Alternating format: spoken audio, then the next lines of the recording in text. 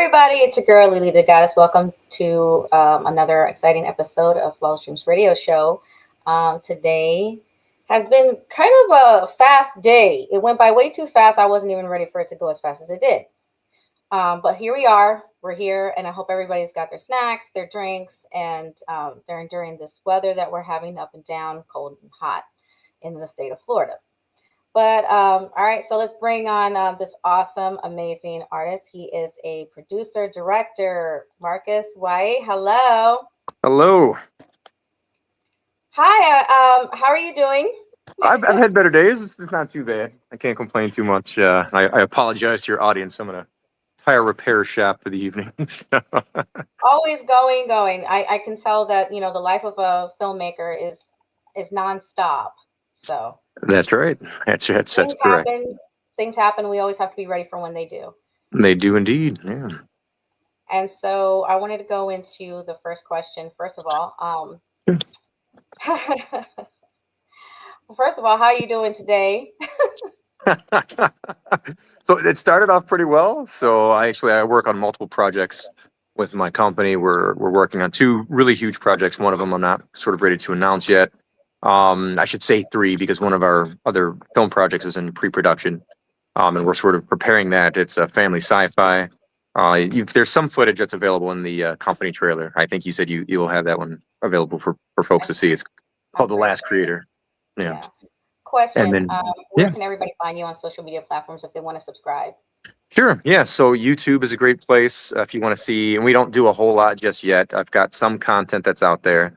But YouTube, just type in Enigma with a W Studios. That's ENIGMAW Studios. Right in YouTube. You can also go to my website, enigmawithaw.com, and you can see all of the fun, fancy things that we're doing there. And then, of course, on Facebook and Instagram, just the same thing, Enigma Studios. Anywhere you type in Enigma with a W Studios, you will find us. I noticed that you have a style. When you're to your filmmaking, there's a unique style. It's something that I noticed there's a consistency. What initially drew you to film producing, and what keeps you motivated in such a demanding role? Yeah, so I got started. I was always into film in the creative world. So my first projects were when I was in high school. I would make stop motion animation, with my action figures, and create wrestling videos and whatnot. And then that sort of evolved into getting into slightly more production, higher end production work, or for films that came in Michigan. Actually had an incentive program that came, and I think roughly it was the early 2000s. I don't know exactly when. It was either in 2001 and before, maybe 2000. But that incentive program allowed for a lot of films to come into Michigan to be filmed. And big productions too, everything from 8 Mile, which was my first production that I worked on, and major production. Then there was Transformers. We had Demoted. Derailed was filmed in Chicago, and that was with Jennifer Aniston and Clive Owen. But and then films like Detroit and so on, and those are all films that I've worked on. But wow. That's what got me started. And then I'm a bit of a control freak when it comes to things that I do personally. And I saw your interview and you mentioned that that you're a control freak. Well, can you give us some context into that, the control freak? Sure. Yeah. So that's more of a generalized term so that people can sort of understand contextually that I like to be in control of what I do. I have no interest in controlling others and their lives or whatever. But for me, it's about I set a certain standard for quality, and especially when it comes to creative, endeavors. I think that we need a significant change in our social consciousness. I think that we don't put enough effort and care for quality in what we do, but I do, and I feel as if I should be doing my best at all times with my projects. And I like to, and in order to do that, you kind of have to control what you do. And that was another thing as well. I don't like, I had a little taste of what kind of goes on behind the scenes and in terms of like Hollywood productions. And, I never went to any Diddy parties or anything, but it was, you kind of get a sense for how some of these things go about. There are some weird things that happen. There are weird personalities, and everyone's trying to just climb this ladder that's it's this metaphorical ladder that everyone thinks it's going to take them to the top, and it ends up just kind of putting them in strange positions, if not at least not take you anywhere. Like that's the worst that the best that can happen to you in that scenario. Focus on what's going to really push you forward, not something that's going to hinder you and hold you back.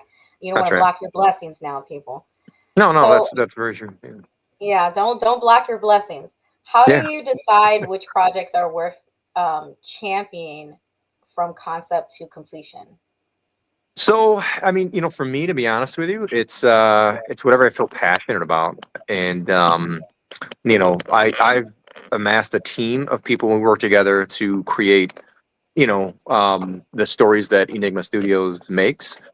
And we write by committee. I mean, sometimes we'll choose who's going to be head lead writer, and that's who's going to be credited as writer, and the others get an attributing writer in terms of the credits. But we go over it, we discuss it, and it sort of happens organically. We sort of just choose, what the stories that like you get excited about and you're able to develop the most. That sort of leads us in there. But then I can't say that's entirely true, because so for my large project, we're looking at some things that are most viable. And so we're like, okay, well, this might allow us to do more partnerships. Therefore, we're going to head down that road. And the next one's a family sci-fi film. So yeah, because networking is important. You need to network. So yeah, no. Networking's huge. I wouldn't say that networking is the lead factor in terms of what decides it, but in terms of advertisers, people that you're working with.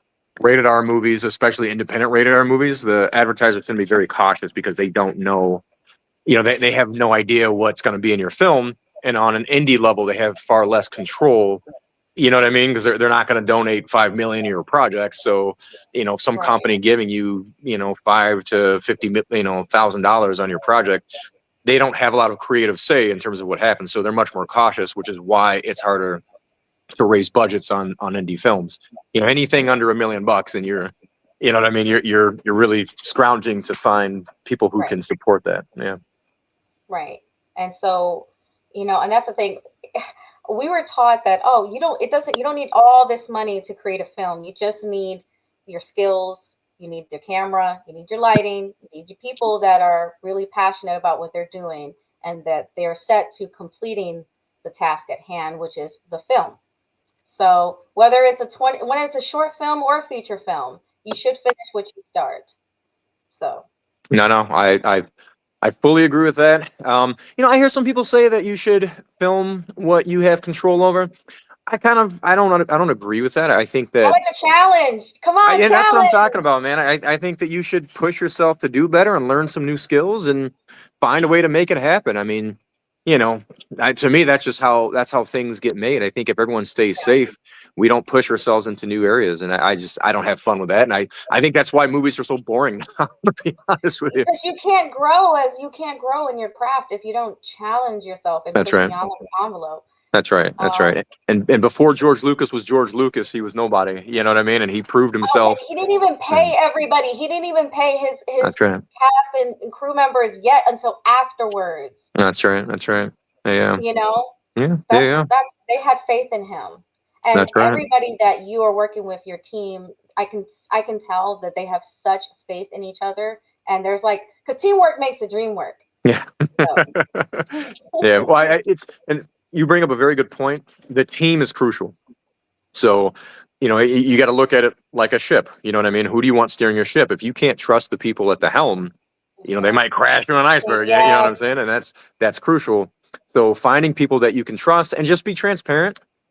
You know what I mean? Because in indie filming, you're asking a lot of favors. And just let people know, look, if you're more transparent about what you're doing and you're ambitious about it, you're going to find people who have that motivation from the beginning, and they're more likely to follow through and to finish what they started. And that's what you want. You know what I mean? If you're trying to tell people, we're going to get stars and we're going to have, Oliver Stone back our project or whatever bullshit. Sorry if it's not okay to swear, but if you're fluffing everything up, I mean, you might get people excited at first, but people will discover who you are in the long run, and it's just not gonna work to your favor. So I say just, and to be honest, star power doesn't mean almost, as nearly as much as it did back then. And I say do the best with what you can and just be as bold as possible and make sure that you have a good core team of people that you're working with. Yeah. It's excruciatingly important. I've worked with some folks who had no choice but to just go. I've had to let people go, not on set, but Lord knows I was tempted. Yeah. And it's tough. It can be very tough because some people don't like some people to lead, if that makes any sense. No, it's true, and that's one of the keys, man. If you're always in this weird battle for like who's in charge, you know what I mean? It's like people's ambition. Those are small-minded. Those are small ambitions. You hit I'll the say nail that. on the head. You hit the No, nail it on the really head. is. Oh my God. Yeah, it tells you a lot. I think they've got customers. Let me back up so I'm not.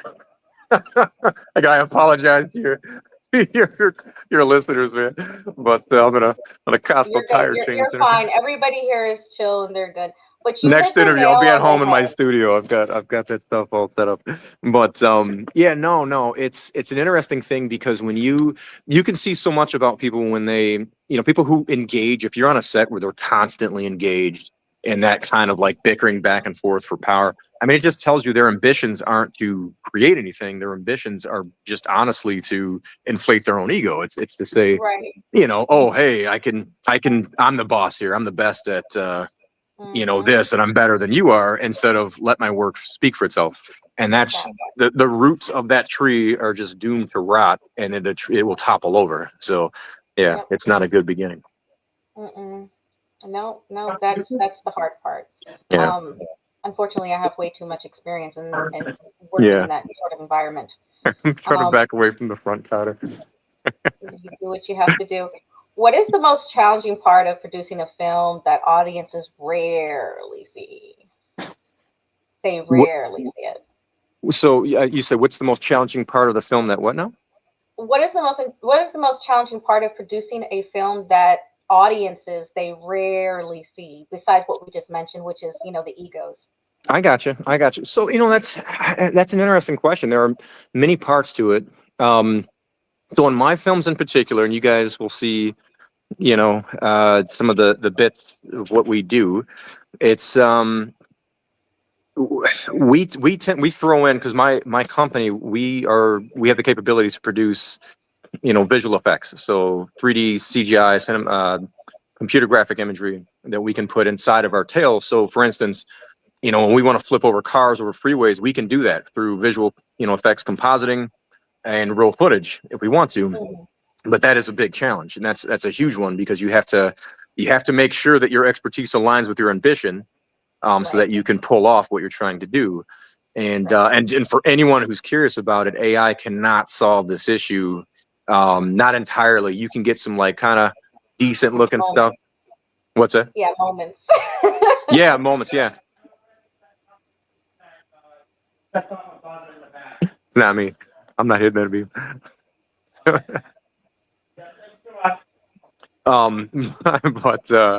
AI. The biggest problem with AI, and I know there's a lot of fear about what it's going to do to the industry. AI can really produce about 10 seconds worth of consistency in a video, and that's good. And I will be honest with you, I have used it for like a shot where we needed to fill a shot in, but it was based off of footage that we already made, and it just gives us the capability to have, coverage in very small quantities. Different angles. Yeah, that's right. And it's so funny about that, because AI doesn't really produce great, stunning visual effects just yet. You might get like 3 seconds of something, but the problem is if all of your visual effects are rooted in artificial intelligence, the consistency isn't really there to carry a film. So you can't use it.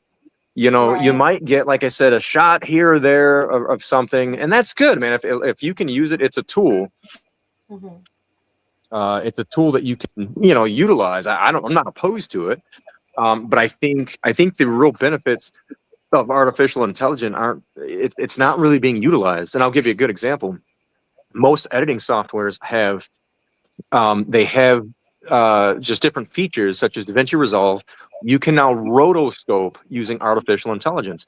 That's one of the greatest features to, to step inside of the filmmaking world, content creation world, whatever you do.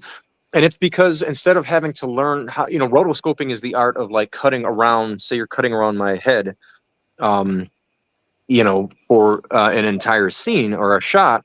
Well, if there are, there's a lot of horns going off in the background. If there are, let's say 90 frames in that shot or God forbid more, that means you have to consistently make sure that every 90 frames, you have to rotoscope each movement as the head turns. And that's a very tedious process. And again, that's not even to mention green screen and all kinds of things where, chroma key matching and all that sort of stuff comes into play. But artificial intelligence can now utilize its capabilities to do that for you. And that is a massive time saver, which also means you don't need that person on your set, which means you don't need as big a budget. So, yeah. And, sometimes it comes in handy if the person is deceased or they're just missing and they're unable to make it to set. That sounds like personal experience, Lee. That's all I can say is personal experience. I think sorry to hear. I started with short films and I did trailers for other people and I did fashion shows, music videos, and other projects. And like you, I remember you mentioning that it got you got tired of working on other people's projects and you decided to focus more on your craft and what you wanted to do. Same thing. I got tired of it. I also got tired of the mistreatment. And I said, you know what? I'm just going to with all this, I might as well just focus on my own film. There's no point. Yeah. I'm not going to go through all this mistreatment and not work on my film. Yeah. No, really. Yeah, really. For something you don't believe in, And the thing is, I believe in everything that I do. Like I've taken them. Every time I do something, I put my heart into it. Even if it's not my project, I've done that for other people. But then when I'm not in turn respected, then it's like, okay, then I just gave my heart to somebody not worth my time. So, but then I say, God bless, peace and chicken grease, and I move on to the next because that's smart. Yeah. Life goes on. Yeah. So how do you balance creative vision with budgetary and logistical constraints? So, I can be a little reckless, to be honest with you. I'm a very ambitious individual, so I just kind of throw caution at the wall, and you know what I mean. But I will say this too. So, my company, we're able to do a lot more than your average like indie studio. Right. So that sort of unlocked quite a bit for us because we know that we can pull off, I can make a spaceship land in a backyard and make it look pretty good. Right. So we don't have to pay for a company to do that. So which enables us to utilize whatever kind of budget that we get in to tackle that. And that just leaves, your on-screen talent and whatnot. Right. So that's where it kind of comes. That's where it's a little different is, I know that we can handle more than most like filmmakers might be able to, tackle when they come into, and onto set or whatever, or on into production.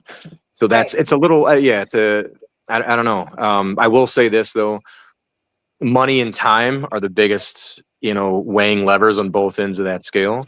So if you don't have, the proper budget to pay your cast, what ends up happening is your production can take longer because, you're really asking people to extend, faith in terms of your project, whereas opposed money is a real, it's leverage. You know what I mean? If you don't do what you signed up for, you don't get paid. And so those are the balances, right? So I would say that COVID, let's not forget 2020. COVID. Oh, yeah. Really? Yeah. I didn't even me and my son were doing all kinds of fun stuff. We were doing our own little thing, and I was building stuff in the backyard. But you know what I say? I have a saying. It's some people say when it rains it storms, but I think when it rains it waters the grass. And as simplistic as that seems, so the bad things that happen are really, they can be preparing you for to do something better. Because if you allow it to sort of help you grow, you'll pick up new skills and you'll develop things in terms of your, resilience, in order to combat whatever, issues that you come across. So that's how I and view you COVID. will, and you just have to learn how to navigate around all those things. Yeah, that's right. That's right. Simple as that. It's not Yeah. simple, but simple as that. No, well, I mean, and anyone who chose the field of filmmaking didn't choose an easy life. So I can tell you that. No, I know. Yeah. I keep telling people that all the time, that they Yeah. want to get into this. I was like, well, commitment is really No, it's very true.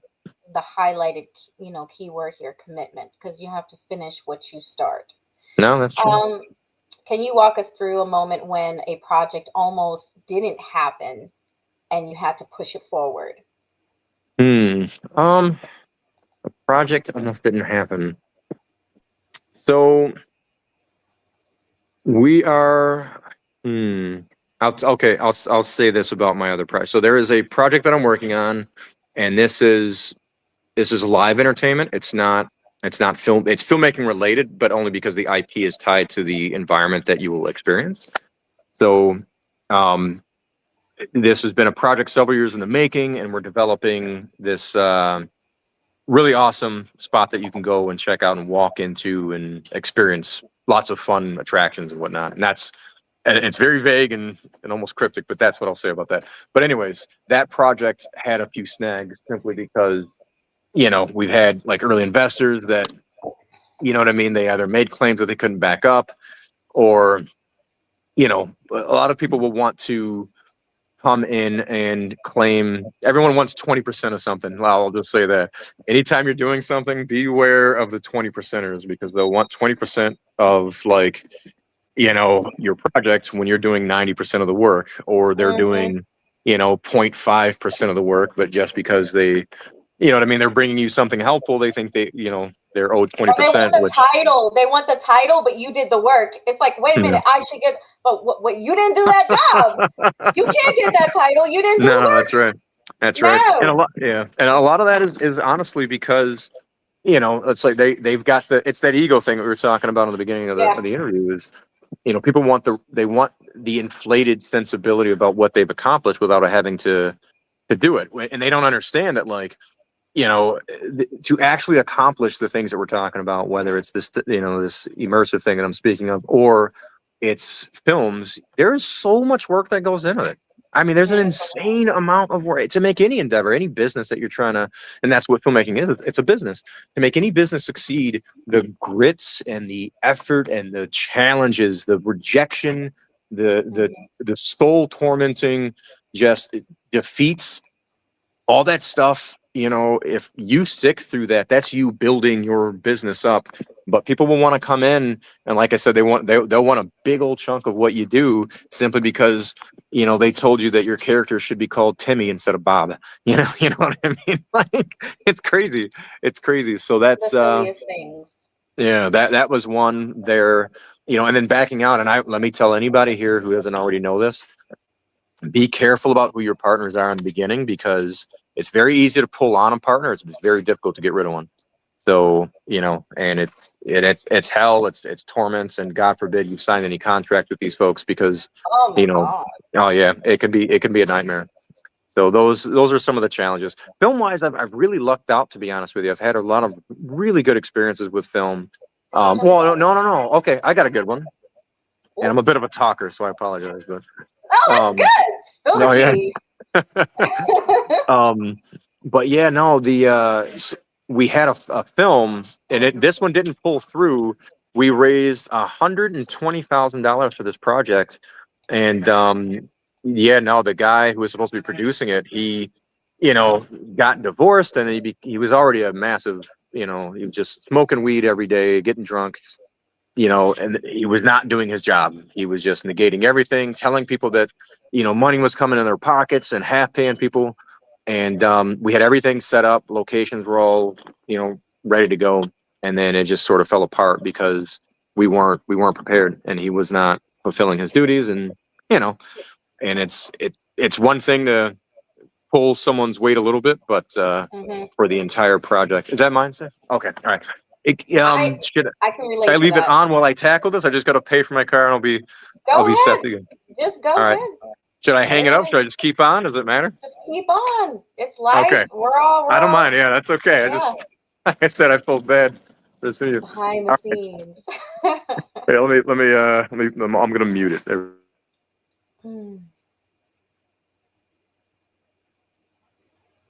Thank you again, everybody, for tuning in to the FlawlessDreams Radio Show with your girl, Lady the Goddess.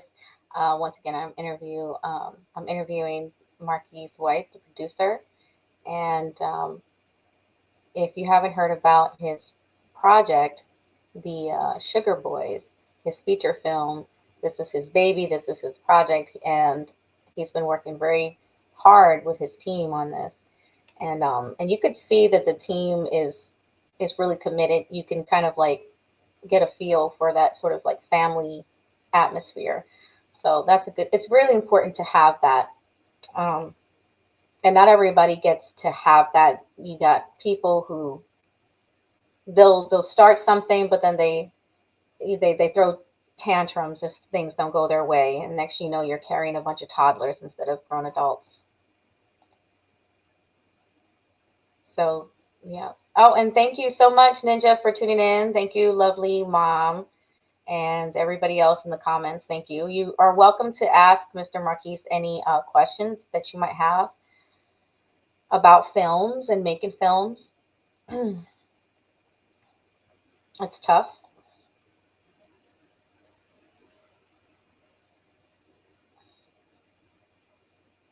So just keep in mind that when you are getting into anything, you want to finish what you start. So that's basically what we've covered is finish what you start. If you start a project, you finish it.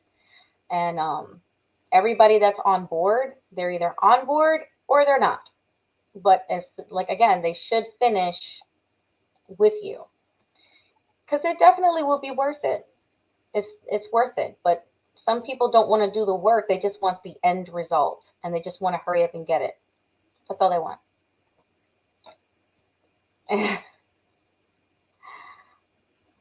Okay, well,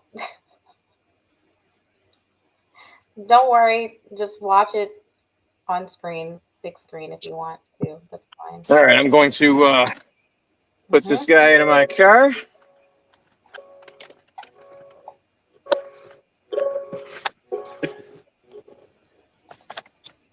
All right. Can you hear me, Lee? Yes, I can. Is this all right? This is the most unprofessional I've been on an interview. I really apologize. This is fine. This is fine. This is our first interview. It's not going to be our last. This is like us getting where everybody's getting to know Marquis White, and they're kind of like, breaking some ice with you. Oh, I always ask this question to everybody I interview. What's your zodiac sign? I know it, but just so the audience knows. Let me see what's trying to connect it to my car. You there? Yeah. Did you hear the question? Let me see what's going on here. I'm going to keep talking and see if I can plug you in the right spot. Are you there? Yep. Can you hear me? Okay, perfect. Yep, you're in the car. Awesome. Okay, so I always ask everybody I interview this question. Now, I know the answer to it, but so the audience can hear you say it. What's your zodiac sign? I'm an Aries. He's an Aries. So shout out to everybody who's an Aries in the comment section. Aries team, everybody gets all excited when they hear stuff like this. You guys want to hear something funny? What's up? Well, they patched up my tire, but they didn't fill up the air pressure. Oh my gosh! I can do it. I can do it at home. That was kind of I don't know what they were thinking with that, but okay. Listen, this is real life, people. This is how it is. Okay, so when you get a chance, what qualities do you look for when you assemble a strong creative team? Then we were just talking about, people finishing what they start, but what qualities do you look for when you're assembling the team? Yeah, that's actually a very good question, and it's one that I've had to kind of fine tune my response to. I think I've always kind of known what to look for to some degree. I shouldn't say that even. I will say that ambition is a great one, but you got to be careful because people can come on set and they might not try to challenge you, but they might try to challenge your your second in command. You know what I mean, and try to prove themselves better, and they almost do too much without understanding what needs to be done. And when you're handling a ton of equipment, you know what I mean, like on a film set, and one screw or one cable can really prevent you from filming. So that's huge. And if these people don't know what they're doing, they're too ambitious without knowledge. Ambition without knowledge is not good. So I would say that people who are ambitious and willing to learn, I think that's probably the greatest. Those are some of the greatest qualities you can find in people on a film set. And sometimes I prefer that over a skilled worker with a bad attitude, because a skilled worker with a bad attitude can wreck your day. Oh my God! Yeah, they can be toxic, and I'll turn my car low. I don't know if that's legal. I think I've experienced all the negative things that you just mentioned. Yeah. It sounds like you were telling me, and you're sorry, my car knob is in. But you're. It sounds like you're dealing with some crazy stuff on set. So it's. Uh-oh. Are you still there? Did I lose you? Yeah, I'm still here. Oh, okay. Oh, I pressed the tab button. That's what it. But yeah, no, it's kind of crucial, man. You have to. You got that element of ambition, and the eagerness to learn almost always implies a level of trust that you can place inside of someone, because they're sort of accepting, and admitting that they don't know what they're doing. You know what I mean? And they're willing to sort of take your lead on it, especially if it's your project. And I am someone that I love it when someone comes onto my set that is highly skilled. What's that? I agree with everything that you're saying. Preach. Yeah. Well, it's when you're dealing with someone who's highly skilled, you also have to kind of humble yourself enough to be like, well, I don't know what I'm doing, and that's why I brought you on. Therefore, tell me what is the best thing to do in this scenario. So there are several things to look for with that, and I've had people that come on set that do know what they're doing, but they think they know what they're doing in everything that is being done, and that can kind of you can tell the second you sort of correct them in terms of your direction or your whatever, and then their egos get bruised, and then it's like they what I mean, they get all funky, and then they the rest of their time with you is sort of, it's odd and awkward. So then that's why I say people who they've got that ear to they're eager to learn, and their ambition is high enough that they want to figure stuff out and come on and do as much as possible. Those are the best. That's the best worker, I think. Yeah, unfortunately, I know all those negatives that you mentioned. It's very difficult for people to remember. Just learn. If you don't know something, just admit it to him. I'm not really sure how to do this, and then I just give you some directions. It's not really hard. Not a big deal. Ninja says the best is to learn. The best thing to learn is to create it. It will never fail you. Okay, so in other words, trade information. If somebody knows something. I hear an echo. Of myself. Yeah. Oh, is it it might be mine because you're on my speakers. Is it pretty bad? I can put it on. No. It's in my car speaker. If it's bad, I can put it on the phone speaker again. So. Whatever is easier. I think it is kind of annoying. Okay, well let me switch it back. This should be pretty seamless. Let me. Are you there? Yep. Oh, it's the same thing. Is the speaker gone? Is the echo gone, or is it still there? Testing 1 2 3. No, still there. It's still there. Let me see.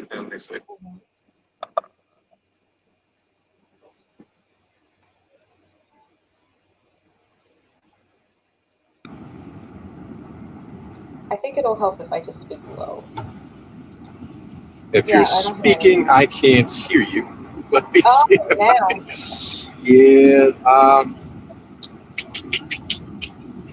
If you put it back, go ahead and. I might have to stick with I will be back at home in a sec. Oh, you know what? Let me just unplug this thing. All right. What about now? You there? Yes, I'm here. I think it's still there. The echo's probably still there, right? No, I don't hear it. Oh, okay. All right. Well, somehow you're good. My next question is: producing often requires decisiveness and confidence. So, how do you approach leadership on set? How do I approach leadership? You know, I have a background in a lot of things. Where I was a consultant for quite some time for a few different agencies, and I was also an educator for a couple of different universities, and a lot of foreign trade and whatnot. So dealing with crowds of people that I don't know is it kind of comes natural to me in some regards, but there are definitely times where you still get nervous. And I think that if you go into a scenario where you sort of inflate your ego in order to seem superior, it's very easy for that ego to pop. You know what I mean? In other words, you can really quickly be shown to not know what you're doing. However, if you approach a scenario like, well, I'm in charge, however, you know, I'm fallible, I kind of know that I can make mistakes, or the best thing is to just say, you know, I brought other people onto this project because I'm looking for their expertise. Therefore, feel free to fill me in with your expertise. I almost by default, you're not pretending as if you know everything. So you're not like placing yourself above to the point where you're liable to fall. If that makes any sense, you know what I mean? Like you're not. If you build yourself up to the point where you're like on top of everything, you're gonna fall down because it's bullshit. Right. You can't. No one knows everything, and you can't expect. Right. You don't want to know everything. Yeah. Right. So that's really my approach. Is just to, you know, it's to be natural and to just approach people to really look for what other people have to offer you and to make your projects, you know, come to life. And that's really ubiquitous with almost any endeavor that you do. You know, whether it's a friendship, you're not in your friendship, you know, for yourself, you're really in the friendship to kind of, you know what I mean? You're, you know, bouncing information back and forth and, you know what I mean? Sharing these bonds and helping each other out in different places. So that friendship, understanding that a friendship or any relationship is about, you know what I mean? How you can really utilize each other in different scenarios and to just sit and listen when it needs to happen. If you can apply that to filmmaking or any endeavor that you do, I mean, you'll actually gain quite a bit because you'll find it easier to give commands to people, and you know what I mean, because then they'll feel like they're being heard and they're not being bossed around or micromanaged. So that's kind of a key, is to just be in a position like as the boss, but you're not their master. You know what I'm saying? You're not their, you don't own them. So right. Yeah, understanding that difference, I find is kind of key to these scenarios. Well, it's working very well for you. So I appreciate it. To you. So then, with that, how do you manage pressure and fast-paced decision-making in high-stakes environments? That's a skill. I mean, you just kind of have to develop the skill of, you know what I mean, like being very observant and scoping out what needs to be done as you go along. I mean, you want to develop a problem-solving mindset. I think having a mindset of, no matter what, I will make this. It's like what we were talking about. I will make this happen. You know, I don't have everything that I need to make this movie, but I will find a way to make it happen. That's sort of your base, and that's your default. You can, especially on film. Films are fake. You're creating a fake world to do whatever. So, you know what I mean? None of it's real, anyways. Yes. You know? Wow. Yeah. So as long as you can. Yeah, well, I'm glad it resonates. You know what I mean? But it's no, good. But yeah, no, but I mean that's just the truth is you're creating a fake world for people to see, and then you're also given so many chances to course correct, because right, like you film your scenes, and then after you film your scenes, you can watch your dailies, and then if you make a mistake, you in some capacity have the option, especially now with all of the technology that we have, to either put people in a new scene with green screen or use artificial intelligence for a shot. You know what I mean? Like there are many ways to course correct. Then in editing, you can choose to chop out that bit if you don't need it, that shot or that scene. You know what I mean? Like, so that's one of the greatest things in film is I can always fix what isn't perfect before it's released to my audience, my target, my customers. And so that's it. So yeah, no, I think that, having that, not freaking out about everything is key. You have to be in a mindset of, I will find a way to do it. And you really have to develop the quick reflexes to find solutions in tight spots, and to, if you're someone that kind of freaks out too much by default, my suggestion to you isn't to make a story about it and complain to yourself that you're not good enough or whatever, your brain might tell you. The honest truth is you just need to develop the skill. So just go out, put yourself under situations where you're put under pressure, and you have to deal with the fact that, this is an issue that happens, but there is a solution later. And what will happen is your brain will correlate, the fact that it's not the end of the world as it's happening. You know what I mean? Because that's, your brain triggers itself into this place where it goes, oh, the world is ending. Oh my God, everything's going well. But afterwards, everyone can attest to this. Guess what? You're still alive. The project still goes on. You're still figuring things out. If you can start to create this pattern in your brain that, it's not the end of the world, and I can find a way after I have, engaged in whatever, area that the problem has occurred, then you will begin to correlate the fact with, I can look first before I freak out, or I can find a solution before I freak out. So that's how you develop that. That's how you. So is that that's your approach when taking creative risks? So what is your approach with taking creative risks, and how do you elevate when a risk is worth it? Taking creative risk. Can you give me an example of what you mean by creative risks? I guess that's it. If something's on set that is not working, let's say it could be either the lighting or, let's say, choreography that's not working. But everybody's rehearsed that choreography time and time again. That's the main choreography. What is your next step to creatively to take if that choreography is not working? Gotcha. So, that's a tough, it's you want to make sure that choreography works. You want to make sure. Maybe an alternative, okay, if this doesn't work, then I want you to do this, I think, and we've run into these issues, to be honest with you. In fact, when we first started, we didn't have great choreographers handling our action sequences. We're doing it's an action movie. But it was only until later that we started diving in more, and then sort of realizing, some of this has kind of sucked, that we started to focus more in on that. But if you're on set and you're encountering this scenario where you're like, oh, this just isn't working out, I would find a way. Dive into your talent. Number one, what is your talent? What are the issues your talent is running into? If they're hitting a wall in terms of their physical capabilities, like they're not able to sell a punch, well, maybe it's not a punch. Maybe they pick up a brick, or something. Cut the shot differently. Have the shot twist in a way that you can cut the shot to make it look like a real impact. Things like a hit actually happened. Exactly. And sometimes, and I actually find that when you creatively problem solve, that a lot of time, I would say 50% of the time, if not more, you end up with a better solution because you've had to put a little more thought into it.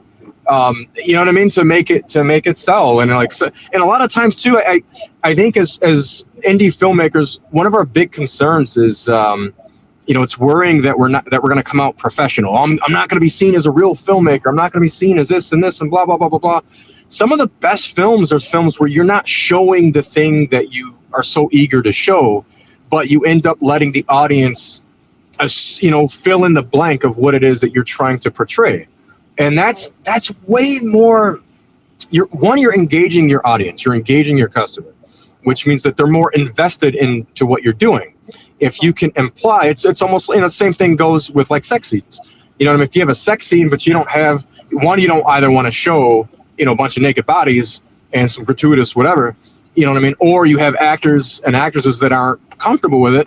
Some of the best things that you can do is imply that something is happening, because the people's mind they'll fill in the gaps. You just have to be kind of gaps, everything. No, it's The and whole that's point is they have to use their imagination, which is the same thing that they did in Never Ending Story. I love how clever they were when they tricked the whole audience and they got them so engaged. That freaking is genius. I'm sorry, but it's genius. No, that's one of the best ways. Jaws did it when Jaws. They were filming Jaws. The damn shark broke. You mentioned Jaws. Yes, Steven Spielberg. Jaws. I mean, come on. Yeah. He was a genius at that, and it's and again they thought their movie was screwed, but it turns out not having the fake looking shark, on there was one of the best things that they could do. But that's to say for a lot. There was actually a recent example I'll give you is I don't know to this day. I think it's a classic. Oh, it does. It's never getting old. That's just my opinion. Well, and the honest truth is, and this is what I say, everyone's so worried that they have the best cameras and the best whatever. That's actually not, I mean, it's a good thing to have good looking image. Like, that's a very good thing. But that's not the end all of your film. The most important thing of your film is that it's watchable. And I would say there are like three pillars of watchability, and you can be down on one of those pillars, but you can't be down on 2 out of the 3, right? Audio, visual, and acting. Right. If you can have bad video and still have a very good film, you can't really have horrible audio. That just makes it unwatchable. So you kind of need that no matter what you do. But it doesn't have to be great audio. It doesn't always have to be great. It should be the best that you can make it, but it doesn't have to be the most fantastic. But it should be consistent and not picking up a bunch of weird stuff in the background. I want to say this about the audio that you just mentioned. I think that practicing silent films, because we had to practice, we had to do a few of our projects in the beginning without having sound, gave everybody sort of the creative juice that they needed to create. Like if they push come to shove, they ever did have sucky sound, how are you going to actually work with that? Because that's also creative, decision making right there. And that's what I had done with one of my music videos. There was acting and we didn't have the best sound in the beginning. So I said, okay, so this is what we're going to do. The credits are going to show in the beginning. It's purposely supposed to be like this. You just hear everybody speaking in the background. Even if you don't hear exactly what they're saying, it's just background noise at this moment, but it's supposed to be like a party scene. So, and so we just did cuts going to a different shot. The other cut showed the actor, the lead, him being upset with where, his woman was.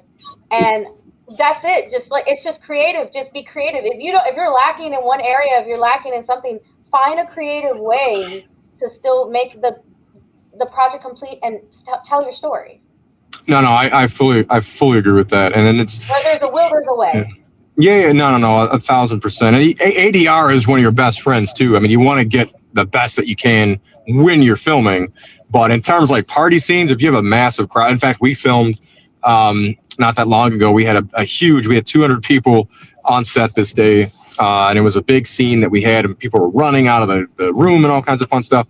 But one of the biggest issues with that really was, how do you do with the audio and whatnot? But you can ADR so much, you can add sound later. You know what I mean? Like there are many options that you can do when it comes to film. And I work in music too, as a musician and a musical artist. I find creative ways to work with sound. So I'm like, you're talking to the right person. If we're having a sound issue, I got you. Just trust me. Yeah. So it all has to do with trust. Trust is a huge thing on these sets. It definitely is. That is certainly true. I've seen your stuff. I've seen your work, and it's so great. And I can tell. Trust. No, trust is huge. With those stunts that I've seen, I'm like, wow. And we're gonna get a chance to see the trailer, everybody. So Yeah. So I've been driving around for a second. In my neighborhood, I can pull in. I'm actually at home, so I can pull in and kind of get set up there. I mean, how do you want to? Do you want to take the little pause now, or how do you want to do this? I'm about to show your trailer right now, if you want, just to give you a minute. Oh, perfect. Yeah, perfect. Well, should I just leave it on then, and then just go inside, or what do you think? Just leave it on. I'm gonna make you disappear, and then I'm gonna pull up your trailer. Okay, perfect. That gives me a chance to go inside, not take off my seatbelt. Yes, take off your seatbelt. All right, everybody, this is the trailer for his feature film, Sugar Boys. Gentlemen, we are behind schedule, and I have party to attend. It's at the Belle Isle docks, okay? They told me to come alone. They said no cops or they'd kill her. Okay, it's just my friend, my best friend Winnie. She's missing. McDoodle, you are a moron. She's a badge bunny, bro. All she wanted is a taste of the blue. Why else would she come to you? Because I'm fucking Flip McDoodle. Well, tell her to file a damn report like everybody else. If we dig into this case and Maiba International is involved, we're gonna be Detroit's baddest cops, and everybody's gonna know us once again. We're gonna be back on top. Why the hell is everyone out there calling you two the Sugar Boys? This wasn't a drug bust. I'm Sugar Boys. Don't call me no sugar boy. What do you guys know about this new terrorist cell, EOA?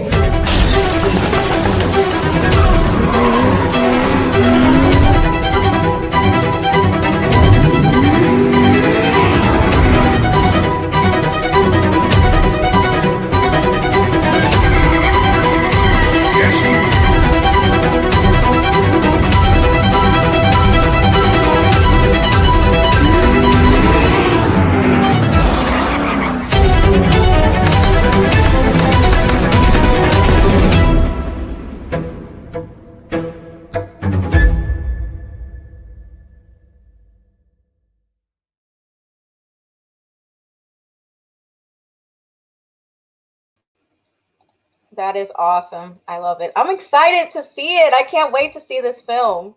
Oh, thank you. Have fun with my earphones. I don't know. You're good. I cannot wait to see this film. Everybody, that's Sugar Boys, and it's going to be coming out next summer. This summer. Oh, sorry. I screwed up. Hold on. You're absolutely fine. That was exciting. And what did you say before? The crescendo. There we go. Yeah, the crescendo. That's right. It's or the denouement, right? The pinnacle of the film where everything coalesces together. Yeah. So Nick, does it look like something you want to watch? Everybody, shout out to Marquis White. He's got this awesome film called Sugar Boys. We're working to put that in as many theaters as possible. Who does? I know her. She's my first AD. Oh, great! So no, please. I hope it's something everyone wants to. There's actually a few theaters. I'll have to give you some information of a few theaters in Florida that will definitely play this film. Oh, that'd be awesome. You know, the more the merrier. The more push it gets. And speaking of push, like what do you really want to have this land? Is your target Netflix? Where's your target?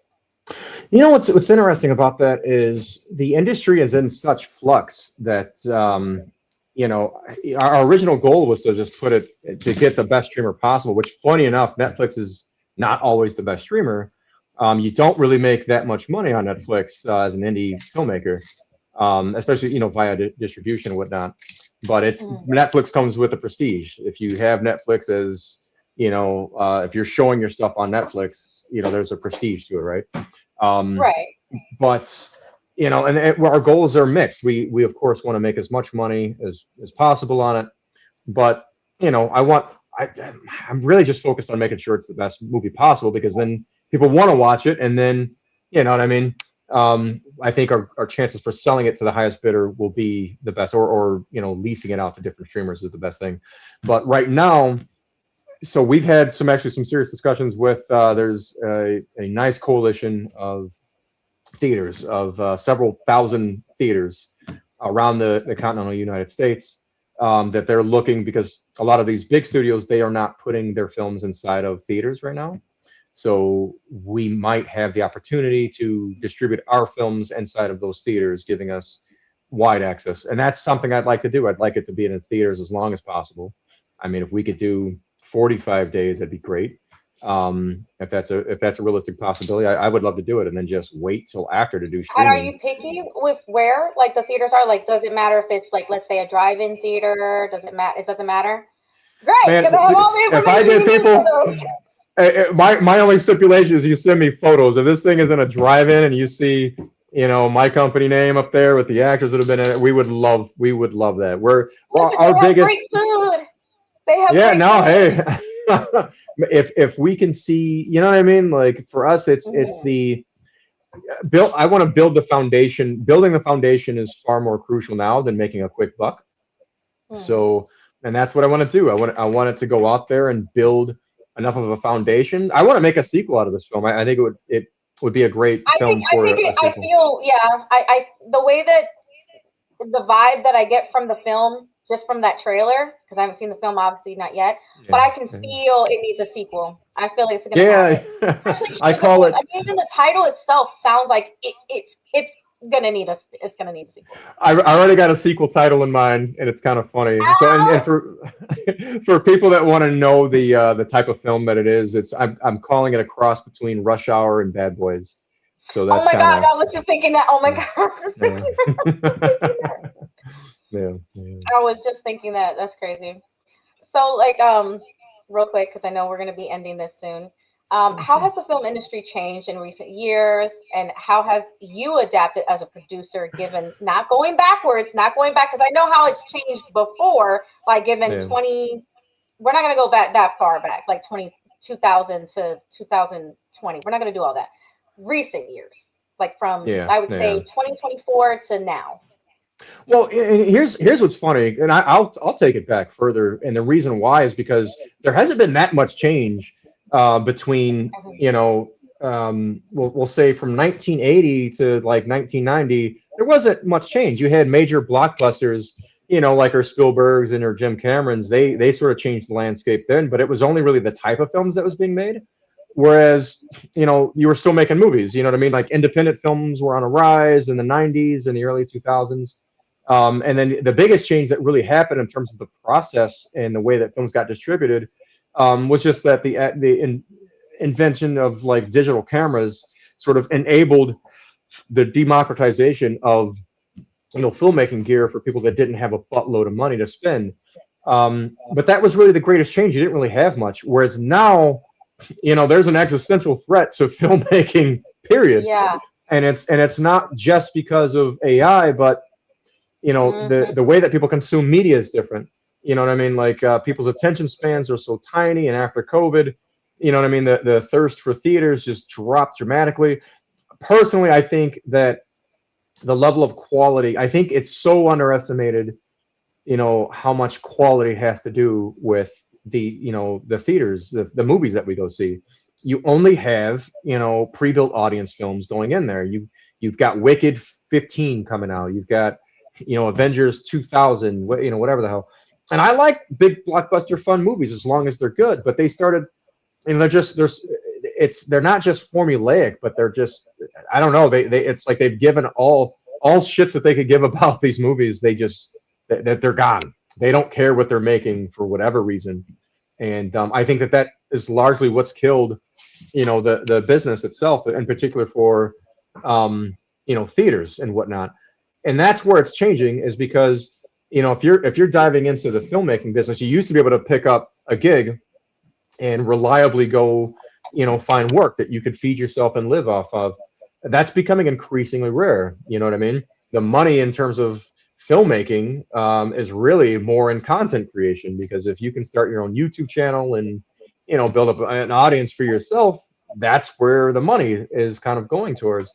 So I think that that's really been where some of the change is. Now artificial intelligence is changing that, because people play to the algorithm, and what they do, instead of focusing on content, they'll hit generate, and generate will create stuff that people want to watch. And if you can pump enough of those out within a week, 100 videos a week, it's hard for people that are like genuinely putting something together to compete with that, because those eyeballs are, it's gone. So the medium that film gets distributed, that's what's really in flux, because there was always a separation between YouTube and film. Film is, you have a different audience for it. These are people that want to go and that want to sit for 2 hours and, watch something that they're engaged in, and then follow it as it grows as either a brand or whatever. I think creatively there is still that audience, though. There's still there that absolutely audience that craves story. 1000%. And there's still that audience that appreciates the story first, and then the visuals is like a bonus, and then anything else further is also a bonus. Without a good story, and it's just like, oh, all this act, because I've sat through some films where there's so much action, very little story, and I'm like, I don't know the purpose of what's going on. Why are we fighting? What's going? Why is this car chasing this person? What's going on? I don't know what's happening. I'm like, wow, that car looks nice, but what the hell is happening? No, that's very true. That's true. And you bring up a good point. So, again, everyone's worried about AI, but my prediction with what's going to happen is it's going to be so easy to make something artificial that doesn't require much effort. I think it's going to be so similar, which is what you see now. And some of it's good, man. I think we're kidding ourselves if we don't say that we're attracted to some of this stuff. You know what I mean? Some of it's good stuff, but it's not a replacement for film and genuine storytelling. And I think that what happens, it's going to be so easy for people to make like that quick, dopamine hit content that it's all going to kind of be the same, but that also opens up a door for people that want to really put in the work to deliver something. And I think that that's just genuinely what it's always kind of what it's always come down to. The people that want to sit and really put in the work to really discover, one, what their passion is, two, what their skills are, and three, how to develop those skills. Correct. I think that's something that people often forget. You can't stop at what you want. You have to learn how to deliver. You have customers. Your customers are your audience. There's a balance between delivering what you want to deliver because you're the visionary, right? And then delivering what an audience wants to watch. And you have to be good at what you do. You have to learn what it means to be good. Simply having a creative vision doesn't mean anything. That's why French films suck ass. No offense, French. You know what I mean? But that's the reality. I've seen a French film of Beauty and the Beast, and I love that was good. Visuals. I saw that. Now, you know which one I'm talking about, right? I do. Great actors. The actors were really good. I'm like, I couldn't put that one down. That one, I had to watch that one. But yeah, I still watch movies like Jaws, and it still impacts me as though I just first saw it. And for me, that's what makes a film a classic. It never gets old. It's never going to get old. I don't even like using the word old for things that are still useful. For me, something old is something there's no use for it. It's out of order. But something that's a classic, you still can use it. It still serves its purpose. All that stuff. So 1,000%. There's a great individual on YouTube. She's an author and she's a writing teacher or whatever. Her name is K.M. Wiling. And if you ever get a chance, she's really fantastic to listen to. But she gave a really good piece of advice, and it was kill your darlings. You know what I mean? So what that means is in the process of writing or even editing, sometimes you have to kill off the thing that you love the most if it doesn't serve the story. And that's, what I mean? That's the killer of so many films is, if I'm watching this, you can be partial to something because you want to see it. But if it's not, relevant to the flow of the story, that's, what I mean? It's not good. And that's the thing that like Spielberg knew. That's the thing that made James Cameron a freaking genius, was that they knew, like when you watch Terminator 2, there's a director's cut that a lot of people have seen these days. And it's when, they're pulling, they pull out the chip and then, Sarah Connor's going to smash the chip. I've seen that. Yes. Mm-hmm. He chose to cut it because of the time. I do think that they probably could have left that one in there, but the movie didn't suffer by getting rid of it. And they knew there was a period of time where they understood Hitchcock was a genius at this. The pacing. Ever watch Rear Window, man? The pacing of these films was just spot on. They knew that. We've lost touch with that, and it's weird because Oh yeah. There's a book called Save the Cat, which most filmmakers learn about, what I mean, when they're in film school or whatever, or there are a few others too, obviously. But I think this methodology of just following that formula to the T, and which is funny because the author of Save the Cat, his whole premise was learn the spine, but then once you know how to build a spine, you can build something better on top of it by doing something different. apparently we just copy the spine and the body at the same time, because everyone, man, these films today are just they're so much the same. No one's taking any risks. It's not, a lot of films aren't even done by the time that they're finished, and they're just making brand new films by the time they're in the editing room. It's like Copy paste, yeah. And it's not even just big budget films. I come down hard on big budget films because they, you know what I mean? Like they don't have any excuses, man. You and I don't have $300 million to invest in a film, but they do. There's no reason why Jurassic World Rebirth should not be better than Jurassic World. All three of those garbage films. I agree. Yeah, I'm so sorry, but I agree. No, I mean it's just true. And I love Jurassic Park. I love dinosaurs. I love it. Yes. I love what the first one for me? Oh, it never gets old. Just freaking. Oh, absolutely. Well, and the funny thing about that is that was the film that had the smallest budget. That's why they hired. It's like when you have the smallest budget, it's like you're forced to focus on story, and everything else is a bonus. Well, so Spielberg had a great philosophy with his films. He still does, and I forget exactly what it was. There was one of the films, and I think it was Jurassic Park. I think the philosophy was there's the dip. So when the T-Rex comes out of the T-Rex paddock, he walks out of it, whereas opposed to they knock the car over and it falls, right? Well, Spielberg's answer to that was genius, and I don't care. People know about it all day long. They complain about it now, but the honest truth is, and he said it. He said, "Look, if they're focused on the logic, then we're not doing our job. You're not engrossed in the story," and that's just so true. That's just the honest truth. If you're focused on, you know what I mean, the fact that your camera has too much grain or whatever, then your story's not good. If people are engrossed in your story, if they're engrossed in what happens, you only need a certain level of consistent believability within what you're creating. You know what I mean? To fall in love with it. I guarantee you can watch 80s films that you've never seen before today, or films that have the same 80s aesthetic, and still fall in love and still make those your favorite films. Absolutely. So everyone's so worried about how glossy the film looks, but too few. And you see this, I always make fun of films that make it on Tubi. And I'm trying to be cautious because Tubi is such a fantastic platform. They really are. Some of the best movies end up on Tubi, to be honest with you.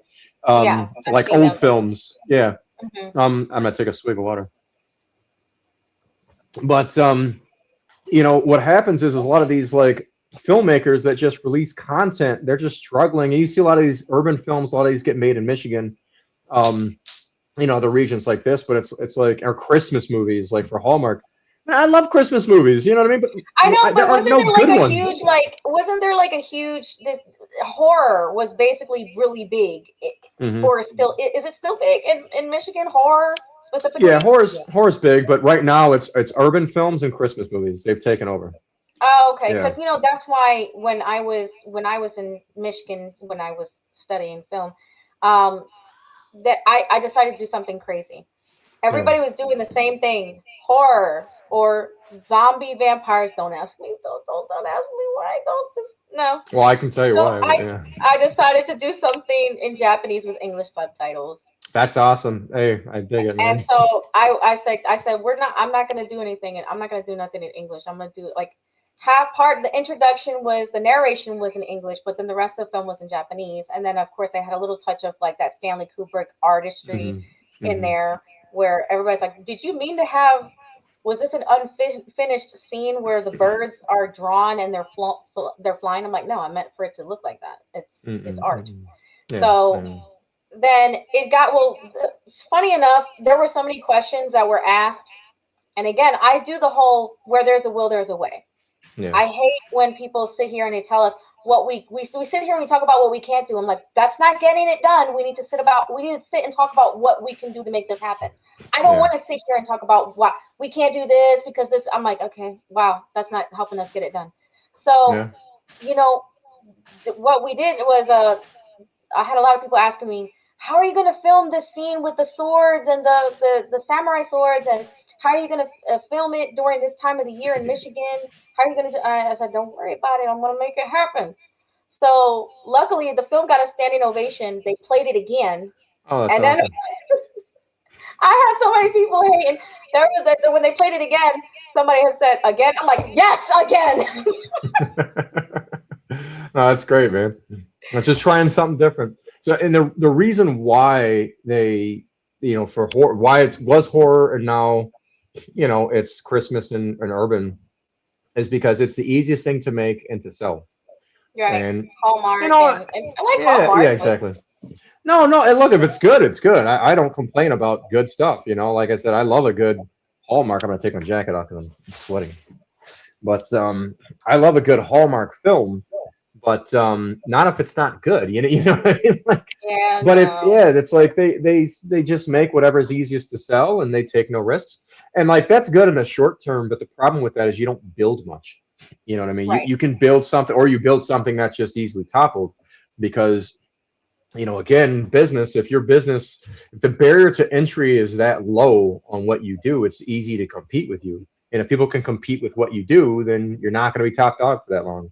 And I've seen some guys, they put a lot into whatever it is that they're making, and then they struggle because all of a sudden now everyone's making urban films. You know what I mean? Right. And again, it's great. Make as many urban films as you want, but make them good. That's the thing. Make it good. Just no excuses. Really make it good. Do your best. Yeah. Right. Yeah. So before we close out, this is the first time, but this is not the last time I'm going to have you on the show. I'd love to be better. I was prepared, man. I was ready. I was like, we gotta have you again. We gotta have you again. Oh, I'd love to. This is fun. Yeah. But, I don't like the quick interviews. I like the long form. What advice would you give aspiring producers trying to break into the industry today? Producers? I mean, for we know producers, directing and producing are different. So they're very different. Yeah. That's why I'm curious. So, for producing, you know what I mean? I mean, it's as a producer, your thought is the product, man. You're the product person. The director, everyone else tends to be on the, you have the excuse of just focusing on the art. You know what I mean? But if you're producing, you've got to think with a business mindset. You've got to think of you're selling something. You're making something to sell it. Now, some people will take that as, well, I should do, those urban films and whatnot, because those are the easiest to sell. Well, no. And this just drives me nuts whenever I hear it. I always feel, I understand why Disney makes crap films, or I understand why some of these Tubi movies get made and get sold, is because that's what sells. No, your product is a creative product. You know what I'm saying? If you're not making the best products for your customers, they will find something else. That is the dumbest logic I've ever heard in my lifetime. And you always hear the same people complain, like, oh, the industry's changing and we can't make money off of it.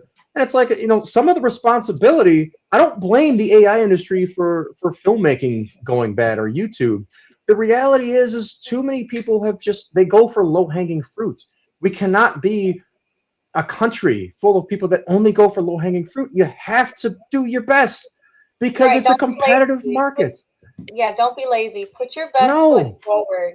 Absolutely. Put your best foot forward, because you're selling your product. And the reality is no one owes us anything. You know what I mean? Like it's a business. We owe it to the people that we're making this stuff for to deliver something that's good, that makes them want to watch it. If they don't want to watch it, we haven't done our job. It's just plain and simple. And that's the buck stops there at the producer. You have to.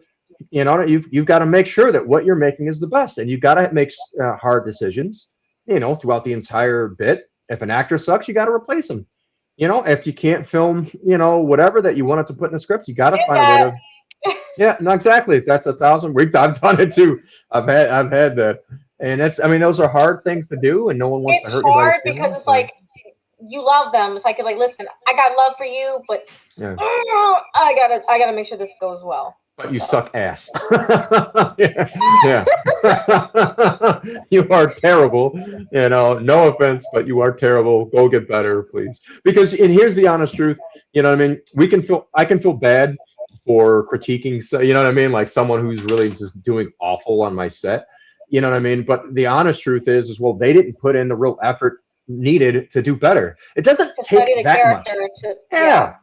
Mm-hmm. And I've seen people who are good actors that come on and they deliver a half-assed performance, and it's because a lot of times people come on set and they're like, oh, well, I just have to read these lines, with a little bit of anger. Everybody, my children could do angry. You know what I mean? Like, that's nothing. But I want you to be indifferent.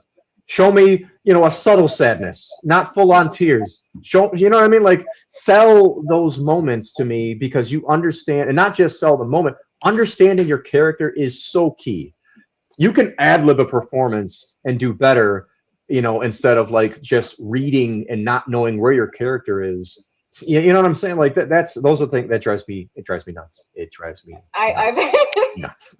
Okay, so we're gonna close out this episode for tonight, everybody. I hope you had a great time listening to Marquis. I appreciate you guys listening, man. I really do. We got a good audience, and everybody from Facebook to YouTube, because this is where we're streaming, Facebook and YouTube at the same time. And we're looking forward to having you back. We'll have to schedule that. I know that you're. I look forward to it. So, make sure my car's doing good. Filming keeps everybody so busy. So yeah, but don't go anywhere. Stay behind scenes. Let me close out this show, and then I will talk to you right after. Okay, thanks, and thank you, Lee. I really appreciate the opportunity. It's been awesome. Seriously. Thank you so much for being here. I'll give you a minute to say ciao to everybody and let them know where they can find you on social media platforms to support. Oh, sure. Yeah. Please, the film, to keep track of progress. I mean, you can look us up on IMDb, but then also, and thank you, Little Ninja. I really appreciate it. But Enigma with a W.com. That's my website. It's got a bunch of great stuff that we're really awesome things that we're working on right now. And I hope to talk about the other big project pretty soon. I really do. But the film, go on YouTube, Enigma Studios. It's Enigma with the W Studios on YouTube. You can find out some of the stuff that we're doing. I'm trying to launch a YouTube channel. I get pretty busy, so I get pretty bogged down with that stuff. But please check us out there. We're on Facebook and Instagram as well. I do post regularly on those platforms. And I have a book. I should preach this a little more. My first, I have two books out actually. One is called OBE, A Journey into Pure Consciousness. It's about a guy that has an out-of-body experience. And the other book that came out not too long ago is called The Book of Rain, The Fall. It's a great fiction novel. I really want to turn this into a movie. Oh my God, this would be an amazing ride. But you can pick that up on Amazon. So that would be fantastic. The Book of Rain, rain is spelled with two N's. The Book of Rain, The Fall by Marquis White. Look that up on Amazon. It's a great read. I don't promote it enough. I just write and let it out. But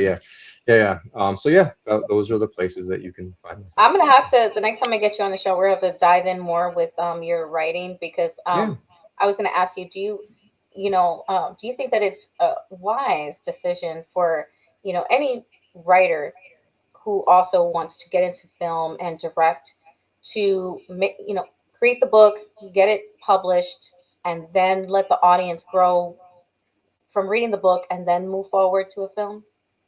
I don't think there's any particular way that you need to do it.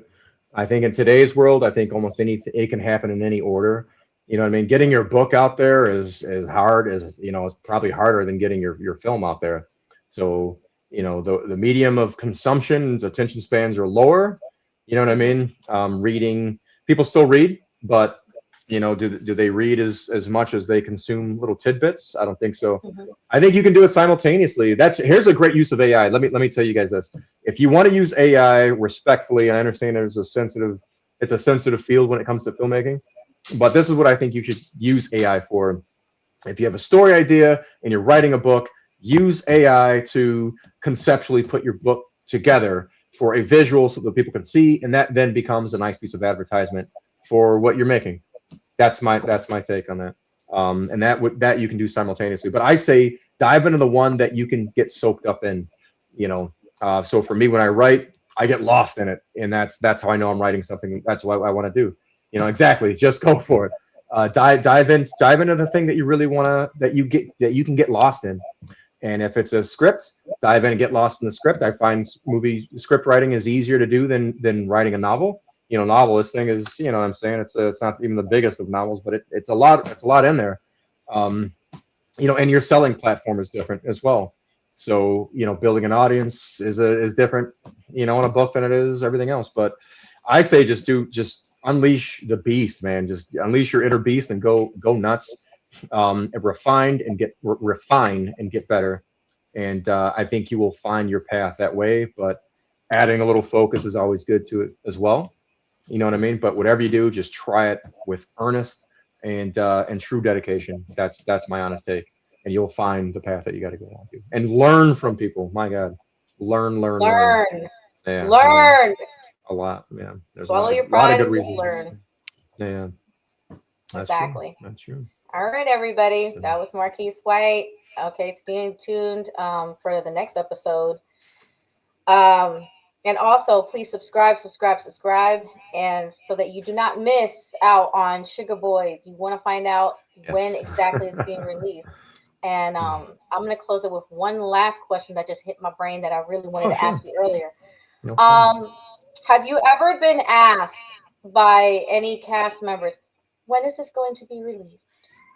Always, every day, I get people like, "Oh, it hasn't been." You know what I mean? It's like, and this is what I tell them. I say, you know, we take our time because I want it to be as, you know, good. You can edit forever. That's true, but we're doing a lot. You know what I mean? We're putting a lot into this, and you can see from the trailer.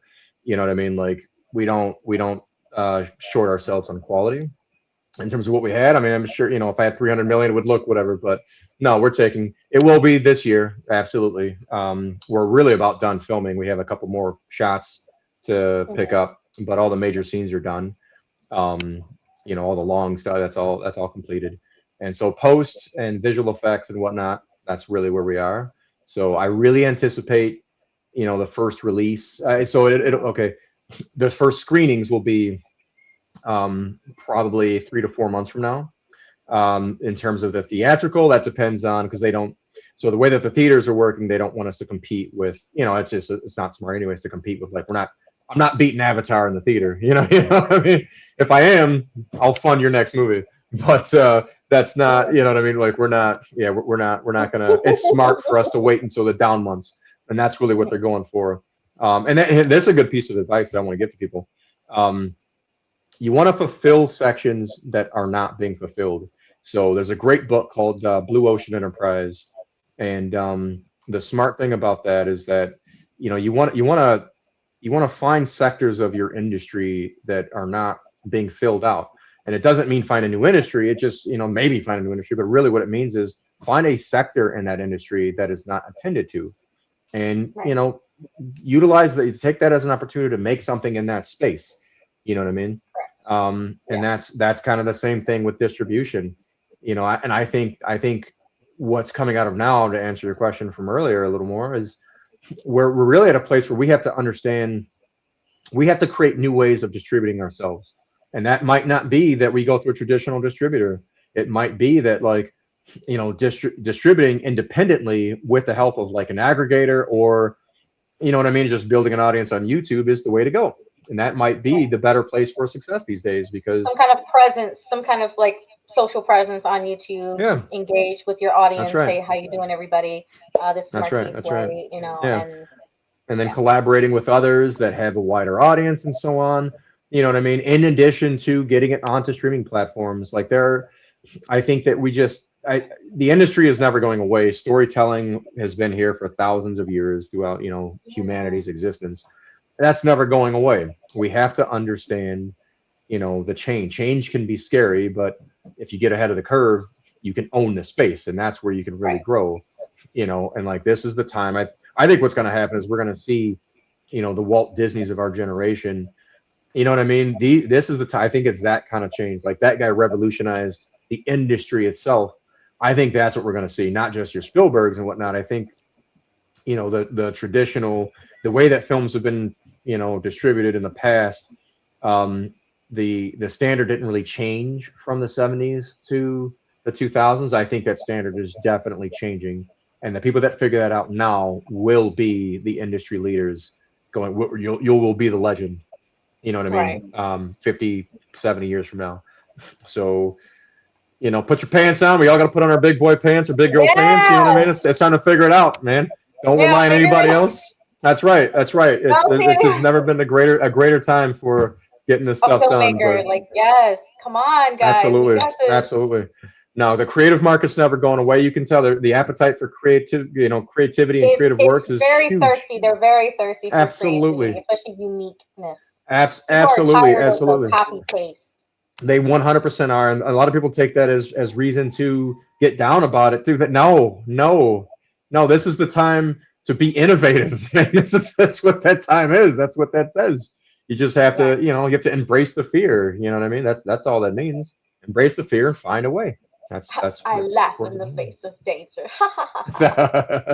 Danger? What? God, wait. What movie is that? Danger? I laugh in the face of danger. She was mocking him. Lion King. Oh, it is Lion King of Simba. That's right. No, it's Naya making fun of Simba, right? Actually, I think it was. I think it's both. I think it. Well, in the first one, I think it was the bird. Oh, so was Simba? Simba was. Not Iago. Was a wrong movie. Yeah. It was the bird. Yeah. Yeah. No, yeah. It was Iago, right? No. That's Aladdin. Damn, yeah, I know. I said bird? Iago. That is Aladdin. But it was the toucan, and he says, "We are all in very, very serious danger." And that's when he says, Zazu. "Danger, huh? I laugh, but I live on the wild side. I laugh in the face of danger." Yeah, but didn't Naya make fun of him for that same line though, as well later on? That was later. Yeah, she quoted him on. Yeah. Mm-hmm. That's that was. Yeah. But no, that's right. I laugh in the face of danger. That's right. All right, we're having a lot of fun, everybody. You already can tell the next episode is going to be awesome. Awesome. All right, so I'm just going to close out, but again, don't disappear. I'm going to make no. I'm going away. Okay. All right. Thanks. Oh, say it again. Sorry. Oh, no. Thanks for watching, guys. I really appreciate it. That's all. All right. All right, everybody. Thank you so much for tuning in to the FlawlessDreams Radio Show with your girl, Lily the Goddess, interviewing Marquis White for the very first time, but not the last time. Be sure to subscribe to his YouTube channel, and be on the lookout for his feature film, Sugar Boys. If you missed this episode, catch the replay.